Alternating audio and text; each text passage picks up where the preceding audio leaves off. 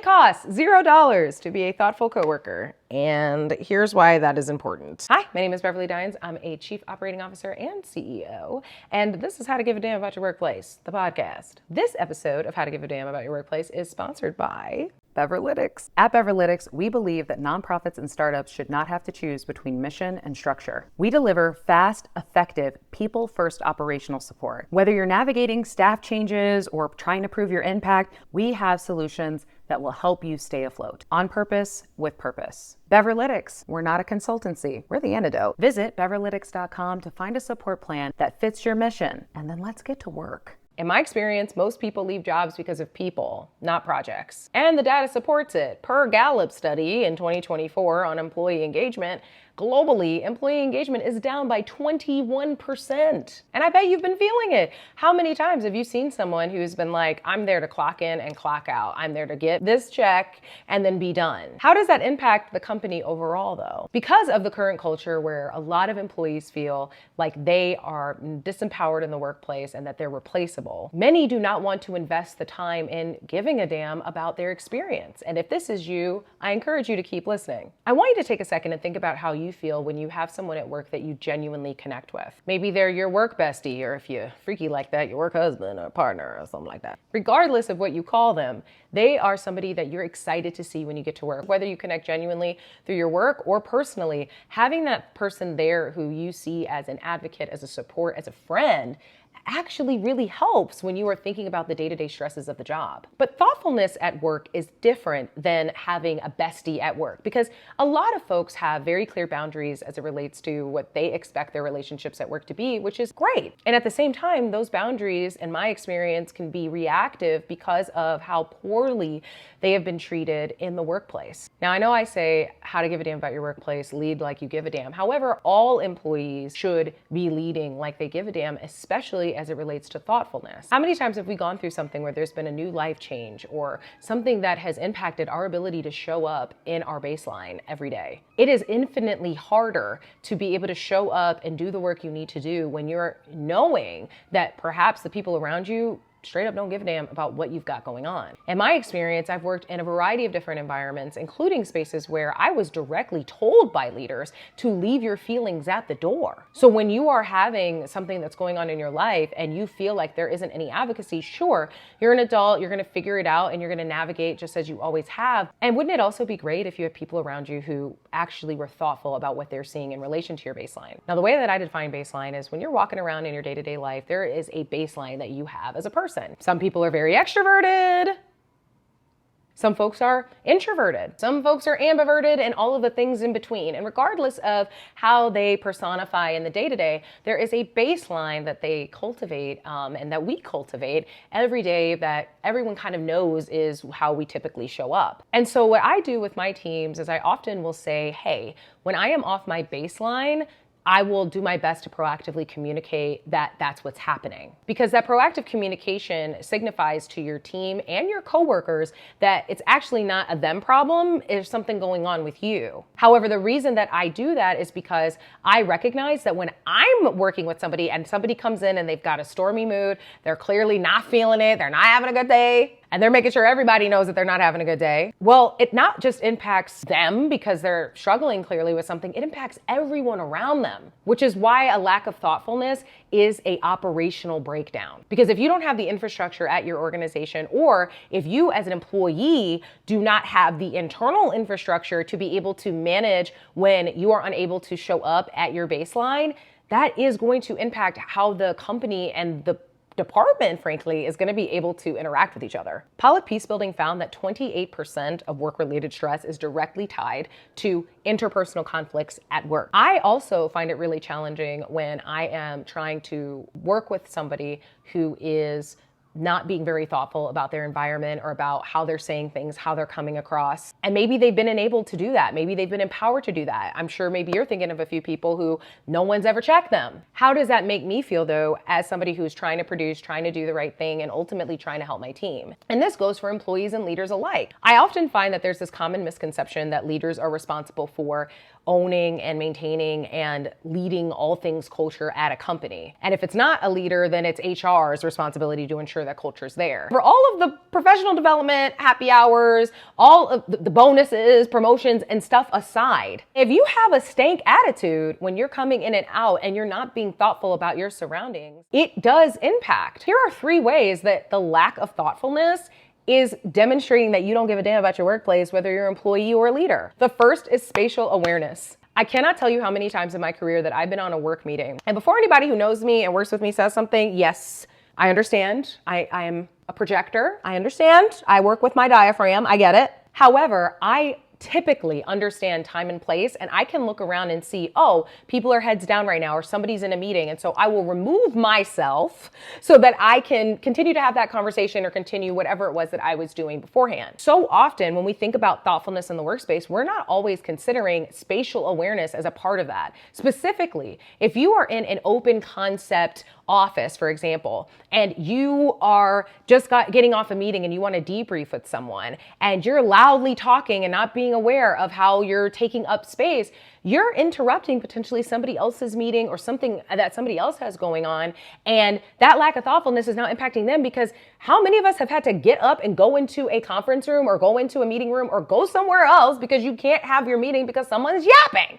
And beyond that, with spatial awareness in particular, it's also being cognizant of you being in the space as a collaborator. Now, I'm not going to use this episode to get into the whole work from home and remote conversation. When you are at work, are you actually being a collaborator, or are you spending the entire time locked away in a meeting room and not actively engaging with your team? Another thing relating to spatial awareness is about being cognizant of all of the different cogs that go into ensuring that your environment is conducive for collaboration. And there's some other nuances too when you're remote. For example, if you are in a meeting on Zoom or whatever platform you use and you have a ton of background noise happening in the background and somebody has to ask you to mute yourself so that the meeting can continue, that is a lack of spatial thoughtfulness. And beyond it, it now has disrupted the meeting because we have to pivot because we're all paying attention to what's going on. People are distractible. I'm going to speak for myself. There's been many times where I have been distracted because I'm trying to figure out where the heck the sound is coming from, and it disrupts the focus of the meeting so fast, all because somebody doesn't have the wherewithal to look and make sure that they're muted when they're not speaking and they got a freaking construction crew banging or ringing in the back. So these are just some of the ways that you can cultivate spatial awareness. And the reason why spatial awareness is so important is because it signifies through passive action that you care about your environment and you care about the people within your environment. So if you're getting up knowing you want to have a conversation and you head to a meeting room so that you're not disturbing everyone, that is a way that you are being thoughtful. If you are muting yourself proactively because you know that maybe you have friends over or whatever the case, and you're ensuring that the meeting isn't disrupted, that is being thoughtful about the space that you're creating, whether it's virtual or in person. Now we're going to rapid fire some spatial awareness pet peeves that I have that will carry us into the next tip. 1, if you have a ton of stuff in the refrigerator, lunch boxes, snacks, things like that, and you keep accumulating Tupperware in the space, that is a lack of thoughtfulness. 2, this is a niche one, but if you have an office space that has a break room and you are kind of setting up your stuff, make sure that there's space for other people. I've had this happen throughout my career where I'm like trying to look for a place to sit down, and like there's everyone, like people have their stuff just like spread out like all over the place, and it's like, come on, like be considerate, people gotta eat. And the third thing is directly in relation to sharing confidential information out in the open, like being cognizant of your environment, who's in the room. This has happened quite a bit in my career where somebody will be like yapping, whether that be about a confidential process or something that's happening internally that very clearly has been communicated as a sensitive subject. And they're just like casually talking about it out in the open. I have been guilty of this in the past when I've thought that maybe other folks were in meetings, and then I looked up, I'm like, oh, okay, it's time to move myself. If you know that you're about to talk about something sensitive or something that could be in relation to HR or whatever the case, please find a room, find somewhere to be, because you don't know who's listening, and you also don't know who could be potentially impacted by what you're saying. And actually, this is a bonus one for number 4. If you're having a sensitive conversation and you're in a meeting room, please ensure that you are not in a place where they can hear you having this conversation, because I've seen that happen too. Now for the second way that this shows up, in attitude. Y'all, people are not perfect. They're gonna have attitudes. They're gonna have life.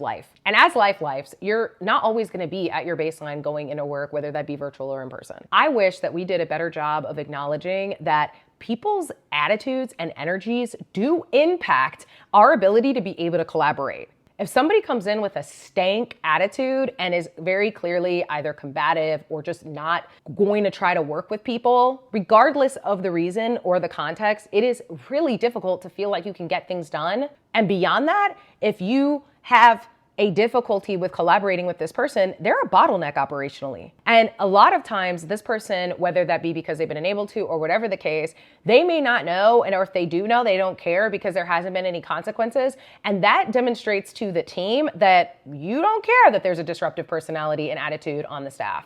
And beyond that, if you are somebody who maybe wears your emotions on your sleeve or you struggle with being reactive naturally, being aware of that and then putting the systems in place so that when you do have those reactions at work, you're able to separate yourself is thoughtfulness. As humans, we're not necessarily responsible for each other's feelings. However, we are responsible for the environments we create with our own.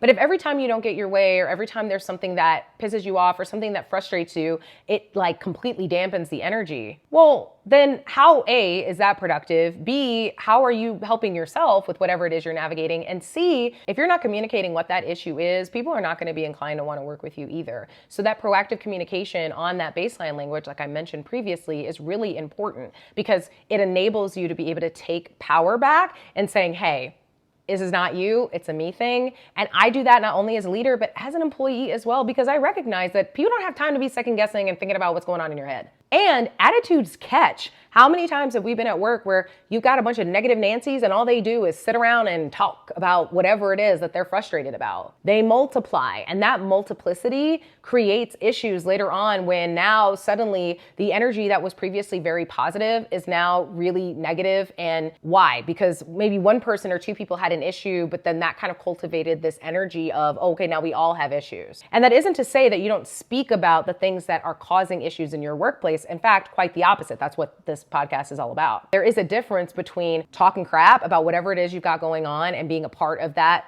amalgamation, or being a part of the solution and saying, yeah, you know what, this really sucks. Like, I'm going to schedule a meeting with insert person here so that we can get this rectified, or I'm going to contact HR, I'm going to do this or do whatever. So all of those things bleed into the ability to be able to work collaboratively. And I will be so real. In my experience, I have had people that I have dreaded working with because I know that it's going to be like an attitude. Now, in the inverse of this, if you have something that's going on personally, and maybe you have let your team know, but maybe other stakeholders know, if you're a leader who notices a behavioral difference in your employee, do the right thing and inquire. I had once lost a very special family member of mine. I had to go back to work and kind of push through that. I went and told the team that I was off my baseline. I transparently told them why, and they very graciously got me flowers and signed a card, which I thought was very thoughtful given the fact that I was really struggling to just show up. And unfortunately, that wasn't the only loss I had suffered that year. So I had found myself yet again saying, hey, this happened. This has been impacting me. However, it's not going to impact the work. This is just why I'm acting this way. However, during a performance review later that year, I was given my metrics. One of the metrics that I thought was skewed inappropriately, and I was told that the reason why that metric was skewed was because I have fluctuating feelings at work. Now, this surprised me because I typically don't. I consider myself a very exuberant person most of the time and very transparent when I'm not. So when I asked them to clarify what this meant, they said, well, there were several times throughout the year where, you'd come in and you're not just sad, you're just really low. And I said, can you describe the times of year I did this? And they said, yeah, like in this, around this time, and this time. They listed a couple times. And I said, well, yes, I had deaths in the family. And I communicated to my team that I was not going to be my bubbly self. And they said back to me, yeah, when you're sad and when people are sad at work, it just makes everyone feel really uncomfortable. And I said, really? Because actually several of my employees had thanked me for creating a space where we could be vulnerable about our feelings. And then they replied with, yeah, but we really should be leaving that at the door. And so, next time, you have something like that, I'm really sorry about that, but leave that at the door. That's what, leaders do, professionals do. And you should encourage your staff to do that as well. I never forgot that because to me, that was the absolute antithesis of the type of leadership that I not only want to cultivate, but the type of teams that I want to support each other. And I was penalized for being vulnerable and for feeling pain. It was devastating. So when you have a person on your team who may have an attitude, or maybe you yourself are navigating life's woes, be conscientious of how transparent you feel comfortable with being so that folks aren't making assumptions. But also, if you are a leader, make sure you're cultivating an environment where people are able to be authentic, because life's, and you can't leave life at the door. And the third way that lack of thoughtfulness shows up in the workplace is in relation to process. I'm gonna say it till I'm blue in the face. A lack of infrastructure, a lack of attention towards policies and process that empower your employees or empower your team is a major lack of thoughtfulness when you think about the long-term impacts of bottlenecks, linchpins, and everything in between. If you as an employee have figured out a way to solve a problem that otherwise has created issues on your team, write an SOP for it. Even if you don't know how, use the support of an AI tool if you're choosing, or grab a template online and write an SOP so that you can say, hey, actually, I think I solved this issue. Does this help you guys? Because it helped me. And likewise, if you're a leader and you're noticing that there are these bottlenecks that are happening and your team is unable to solve them, do the due diligence with your team to figure out how you can create those infrastructures so that moving forward, that issue doesn't occur again. Because when you're thinking thoughtfully about process and policy, you're not just empowering your team, you're not just empowering the coworkers around you, you're empowering future coworkers and future leaders that would otherwise have been struggling as well. And think about it. There's been so many times in my career where I have come into a work environment where there is literally no process. So the time I could have been ramping and getting things done, I actually am now spending trying to just make sense of all of the gobbledygook that I'm trying to piece through, whether that be through email, somebody's random Slack message, whatever it is, to get context that I need to be able to do my job. And so if you are finding things that are helping you be able to do your job more effectively, not sharing those things or not being proactive about those things is a form of gatekeeping, which isn't thoughtful. At least for me, what I have always found really helpful too is creating templates as a leader for my team so that they can make their own SOPs using the same templates that I do. Because then now we're all speaking the same language, we're all using the same tools, and it all looks comfortable and familiar to everybody. Now here's the big thing about thoughtfulness at work. You don't gotta be everybody's best friend. Frankly, you don't have to be everybody's friend either. Because I recognize folks have different expectations about what their work environment is. I want you to sit though and think about a time where you maybe weren't showing up as your best self, or maybe somebody saw or heard about something that happened in your life. And then you got to the workplace and you saw flowers on your desk, or you saw a card that was there. Maybe you had a new celebration, having a new baby or getting married or whatever the case, and they decided to throw a little party. Or maybe you threw a little party for a coworker that you really appreciate. Those moments matter. Those experiences matter. And they all help each person at work feel like the other person gives a damn about the workplace. And no one's saying that you gotta be a party planner now. If you are thinking about your spatial awareness, if you're thinking about how you present and show up, and also what you model for others in your attitude, and also create procedures and infrastructure so that the folks next to you and after you have what they need to be successful, you're inching that much closer to creating the type of environment that you have always maybe wanted for yourself. And you wouldn't be listening to How to Give a Damn About Your Workplace if you weren't at least a little bit interested in giving a damn about your workplace, okay? So in summary, thoughtfulness costs $0. And I remember personally so many times in my career where somebody took the time to be thoughtful with me, and it honestly would be the difference between whether or not I was able to plug in that day or whether I was gonna be dissociated and just not be able to focus. And if you're plugged in and you feel empowered, you're going to wanna plug harder. Thoughtfulness is a practice. If you create policies that reinforce thoughtfulness as a practice, that demonstrates to your team that it's not only important, it's considered best practice. And I know that many of you think thoughtfulness is a priority because according to Forbes, 89% of employees cite mental health and kindness as high priorities in the workplace. And I believe that is the way that it is in my experience, because so frequently, many of us have not received that kindness and support when we really needed it most. Considering how frequently we spend time at work doing what we do, especially in this time, thoughtfulness, it's free. So comment below, what are some easy ways that folks can be more thoughtful in the workplace? Because not only is it free, it's not hard. Thank you so much for listening to this episode of How to Give a Damn About Your Workplace. And thank you so much to our sponsors for their support as we continue to give a damn. And thank you so much to all of you for giving a damn about your workplace. I'll see you next time.